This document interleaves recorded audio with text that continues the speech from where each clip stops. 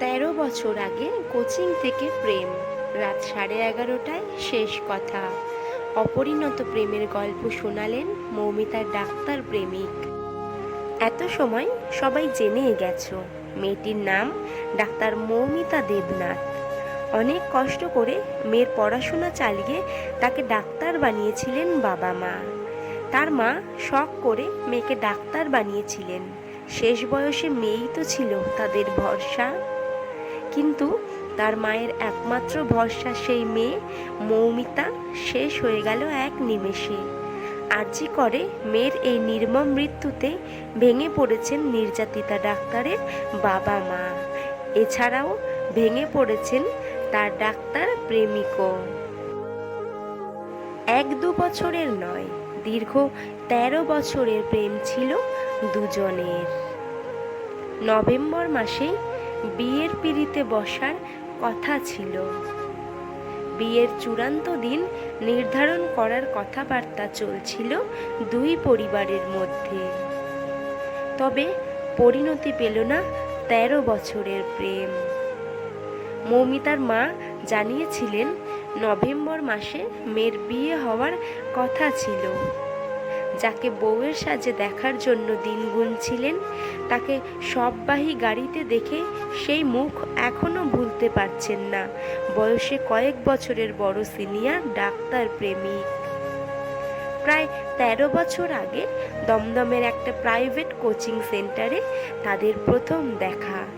উচ্চ মাধ্যমিক পাশ করে মেডিকেল জয়েন্টে বসেছিলেন দুজনে। সেই সূত্রে এই কোচিং সেন্টারে যাওয়া। সেখান থেকেই প্রেম। পানিহাটির মেয়ে ও ব্যারাকপুর পলতার বাসিন্দা ওই যুবকের। যে রাতে ওই নৃশংস ঘটনা ঘটে গেল, সেই রাতে তার প্রেমিক ডাক্তারও নাইট ডিউটিতে ছিলেন। নদিয়ার একটি মেডিকেল কলেজ হাসপাতালে চিকিৎসক হিসাবে কর্মরত ছিলেন তিনি। ঘটনার দিন রাত 11:30 নাগাদ তরুণীর সঙ্গে তার প্রেমিকের শেষ কথা হয়। ডিউটিতে ছিলেন, তাই বেশিক্ষণ কথা বলতে পারেননি ওই মহিলা চিকিৎসক। কিন্তু পরে অনেকটা সময় চলে গেলেও ডাক্তার প্রেমিকার ফোন না পাওয়ায় কল করতে থাকেন ওই প্রেমিক চিকিৎসক।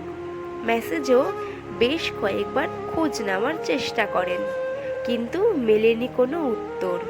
ওই ব্যক্তি ভেবেছিলেন ডিউটিতে ব্যস্ত আছে বলেই হয়তো রিপ্লাই দিতে পারছেন না তার প্রেমিকা অর্থাৎ মৌমিতা। কিন্তু সেই রাত যে দুঃস্বপ্নে পরিণত হবে তা ভাবতেও পারেননি। মৌমিতার বাড়ির সামনে এখনো সোনালি রঙের জ্বলজ্বল করছে রেসপিরেটরি মেডিসিনের নেম প্লেট। যে বাড়িতে বিয়ের সানাই বাজার তোড়জোড় চলছিল, সেই বাড়িতে এখন শোকের ছায়া। এরপর কি করবেন, কিভাবে সেই ভালোবাসার মানুষকে ছাড়া কাটাবেন বাকি জীবন বুঝে উঠতে পারছেন না মৌমিতার হবু চিকিৎসক স্বামী। যারা এই কাণ্ড ঘটালো তাদের নজিরবিহীন শাস্তি হোক, দাবি মৃতার শোকাহত প্রেমিকের। ডাক্তার মেয়েকে এভাবে অকালে হারিয়ে শোকে পাথর মা বাবা কি বললেন জানেন? মেয়ের শেষকৃত্য সম্পন্ন করে অসহায় মা বাবা যা বললেন তা শুনলে হৃদয় কেঁপে উঠবে আপনারও। সম্প্রতি আরজিকর হাসপাতালে ডাক্তার মৌমিতা দেবনাথের মৃত্যুতে শোরগোল পড়ে গেছে গোটা বিশ্বজুড়ে। এমন নির্মম হত্যার ঘটনায় গোটা দেশবাসী দুঃখ প্রকাশ করছে। কিন্তু সেই অসহায় বাবা মায়ের যন্ত্রণা আর হৃদয় ভাঙার কষ্টের ভাগ তো কেউ নিতে পারবে না। বাবা মায়ের সামনে সন্তানের মৃত্যুর চেয়ে দুঃখজনক বোধহয় এই পৃথিবীতে আর কিছুই হতে পারে না।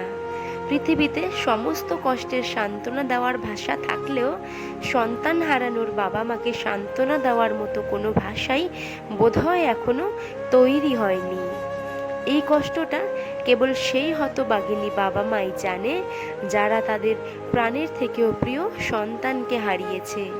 সন্তানকে সুপ্রতিষ্ঠিত করার জন্য বাবা মাকে যে কতটা স্যাক্রিফাইস করতে হয়, কতটা ত্যাগ স্বীকার করতে হয়, সেটা একজন বাবা মাই সব থেকে ভালো জানেন। তার উপর যদি মধ্যবিত্ত ফ্যামিলি থেকে কোনো ছেলে বা মেয়ে ডাক্তার হওয়ার স্বপ্ন দেখে, তাহলে সেই সন্তানকে ডাক্তার বানানোর জন্য তার বাবা মায়ের সারা জীবনের সঞ্চয় আর অক্লান্ত পরিশ্রমকে সিঁড়ি বানিয়ে ধাপে ধাপে সন্তানদেরকে এগিয়ে যেতে হয় তার স্বপ্নের পথে। আর এভাবে জীবনের পথে চলতে চলতে শেষ সীমায় পৌঁছেই জয়ের আনন্দটা উপভোগ করার আগেই যদি সব কিছু শেষ হয়ে যায়, শেষ মুহূর্তে সেই বাবা মায়ের যন্ত্রণাটা যে কতখানি, তা বোধহয় কোনো ভাষাতে প্রকাশ করা সম্ভব নয়। অসহায় মা তার একমাত্র সন্তানকে হারিয়ে কাঁদতে কাঁদতে বলেছেন, আমার মেয়ে জনগণের সেবা করতে গিয়ে নিজেই এভাবে হারিয়ে গেল। ডাক্তার মৌমিতা দেবনাথের বাবা বলেছেন, আমার মেয়ে কখনোই কোনো ঝুট ঝামেলায় যেতে পছন্দ করতো না, সব কিছু এড়িয়ে চলতো কোনো ঝামেলায় জড়ানোর ভয়ে। এত কিছুর পরেও অকালে হারিয়ে যেতে হলো একটা উজ্জ্বল নক্ষত্রকে, যে নক্ষত্রের এখনো অনেক আলো ছড়ানোর কথা ছিল এই পৃথিবীর বুকে। কিন্তু এই পৃথিবীকে আলোকিত করার আগেই নিজেই অন্ধকারের দুনিয়ায় চিরকালের মতো হারিয়ে গেল। সৃষ্টিকর্তার কাছে প্রার্থনা করি আরও বেশি শক্তি আর সাহস নিয়ে আবারও ফিরে আসুক ডাক্তার মৌমিতা দেবনাথ। আমরা সকলেই তার আত্মার শান্তি কামনা করি, আবারও বেশি শক্তিশালী হয়ে তার ফিরে আসার অপেক্ষা করব। উই ওয়ান্ট জাস্টিস, আমরা বিচার চাই।